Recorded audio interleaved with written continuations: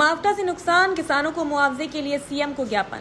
सौराष्ट्र में 18 और 19 मार्च के दौरान बेमौसम बारिश और तेज हवाओं के कारण रबी और बागवानी फसलों को भारी नुकसान हुआ है। इस स्थिति को ध्यान में रखते हुए किसानों को तत्काल राहत दिलाने के लिए अमरेली कलेक्टर के माध्यम से मुख्यमंत्री को एक ज्ञापन भेजा गया है। तत्काल सर्वेक्षण कराने और किसानों को उचित मुआवजा देने की मांग की गई। अमरेली से फारूक बिलखिया की रिपोर्ट। आज જ્યારે ખેડૂત સંકલ્પ યાત્રા સૌરાષ્ટ્રના 7 જિલ્લાઓમાં ખેડૂતનું મજબૂત સંગઠન બનાવવાના આશય સાથે નીકળી છે, ત્યારે ગઈકાલે તારીખ 19/3/2026 તુલસી શ્યામથી ખૂબ ભવ્ય પ્રસ્થાન થયું। હજારોની સંખ્યામાં ખેડૂતો ઉપસ્થિત રહ્યા।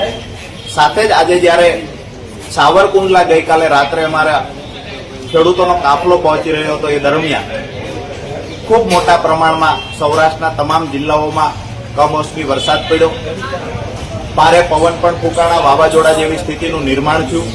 खेडूतोने रवी पाक में खूब मोटा प्रमाण में नुकसान थयुं छे। चालू वर्षे अनियमित वरसादना कारणे खेडूतोनो ચોમાસુ पाक पण निष्फळ गयेलो। खेडूतोने एवुं हतुं के ચોમાસુ पाकमां जे नुकसान थयुं छे एने भरपाई करवा माटे शियाळु पाकमां वधारे वावेतर कर्युं।